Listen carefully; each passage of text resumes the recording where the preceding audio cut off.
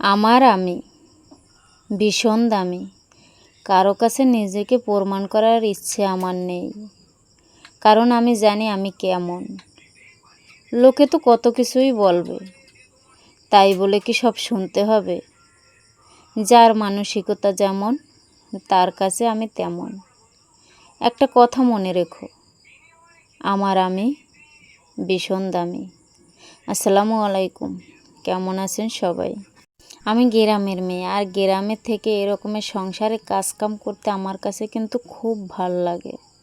আমি শহরেও থেকেছি আর গ্রামেও থেকেছি, তবে গ্রামে থেকে যে আমি শান্তিটা পেয়েছি সেটা কিন্তু আমি শহরে কখনো পাইনি।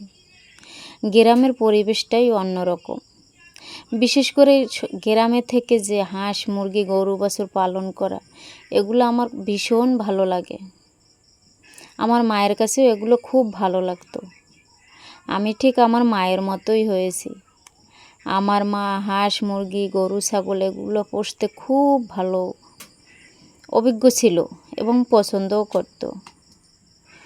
তো আজ দেখতেছেন আমি এই যে আমার করলা গাছ, এটা আমার জামাই লাগাইছিল এই করলা গাছটা। তো এই করলা গাছের নিচে দাঁড়িয়ে আমি একদিন একটা ভিডিও দিছিলাম।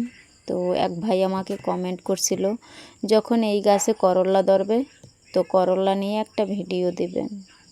তো সেই ভিডিওটা আজকে নিয়ে আসলাম। এই গাছে অনেক করলা ধরেছে, আজকে তুলে আনলাম। তো এই করলাগুলো আমি দুধ দিয়ে ভাজি করব।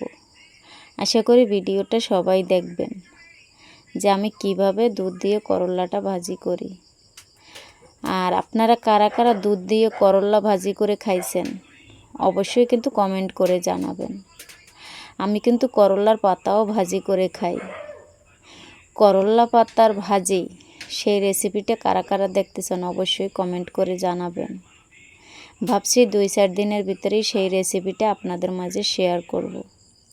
তো আমি কিন্তু প্যানের ভিতরে তেল দিয়ে কিছু চিংড়ি মাছ দিয়ে দিলাম, সাথে কাঁচামরিচ পেঁয়াজ আর রসুন সব কিছু দিয়ে দিলাম। ওগুলো আমি একটু কষাইয়ে নিয়ে তারপরে কিন্তু করলাটা এর ভিতরে দিয়ে দিলাম। তো করলাটাও একটু কষাই নিয়ে তারপরে কিন্তু 1 কাপ পরিমাণ আমি দুধ দিয়ে দিলাম।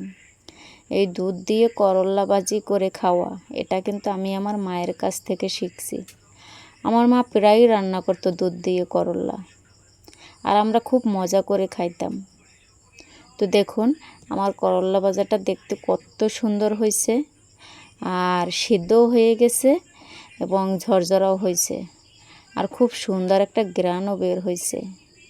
গ্রানটা বের হয়েছে এই কারণে চিংড়ি মাছ দিছি, চিংড়ি মাছের খুব সুন্দর একটা গ্রান বের হয়েছে, সাথে করলারও কিন্তু একটা গ্রান বের হয়েছে। আর এই করলা ভাজিটা খেতে কিন্তু অনেক মজা হয়েছিল।